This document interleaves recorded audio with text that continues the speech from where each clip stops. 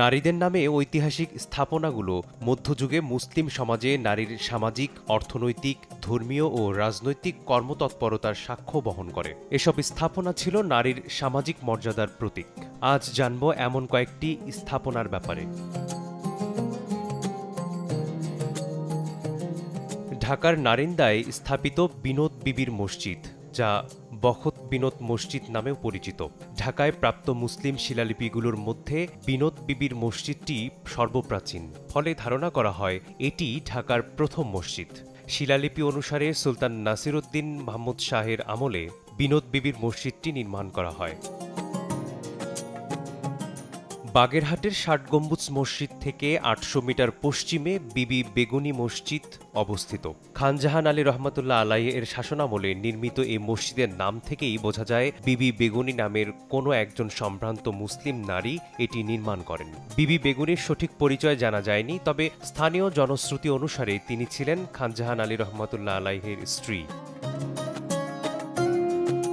বরগুনা জেলার বেতাগী উপজেলার বিবি চিনি মসজিদ ঐতিহাসিক মোগল স্থাপত্য। বিবি চিনি ছিলেন শাহ নেয়ামতুল্লাহ রহমতুল্লাহ আলাইহির কন্যা, মতান্তরে বোন। ঐতিহাসিক মসজিদের পাশে শাহ নেয়ামতুল্লাহ রহমতুল্লাহ আলাইহি, বিবি চিনি ও বিবি ঈশার কবর আছে।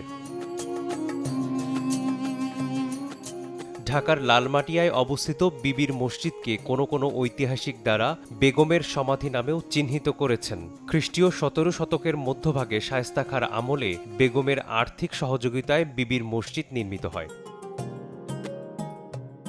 সম্রাট আওরঙ্গজেবের পুত্র মোহাম্মদ আজমের স্ত্রী ছিলেন পরিবিবি। তার মূল নাম ছিল ইরান দুখত রহমত বানু।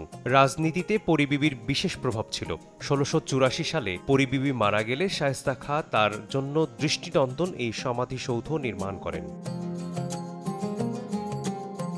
বগুড়া জেলার শেরপুরে অবস্থিত এক গম্বুজ বিশিষ্ট মসজিদটি সম্রাট শাহজাহানের আমলে নির্মিত। জনশ্রুতি অনুসারে রাজা বলরামের ধর্মান্তরিত রাজকন্যা বিবির নামের সঙ্গে সম্পৃক্ত করে মসজিদটিকে বিবির মসজিদ বলা হয়।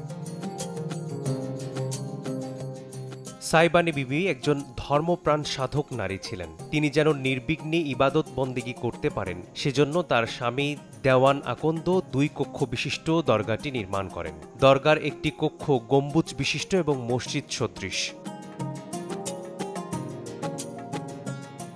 বিবি মেহেরের অর্থায়নে এক গম্বুজ বিশিষ্ট মসজিদটি নির্মিত হয়। তিনি নারিন্দার বিখ্যাত ধনী ব্যক্তিত্ব গোলাম মোহাম্মদের আত্মীয় ছিলেন। বিশিষ্ট বুজুর্গ জাহানিয়া জাহানাগাস্ত রহমতুল্লাহ আলাইহের নামে নামকরণ করে বিবি মালতীর অর্থায়নে মসজিদটি নির্মিত হয়।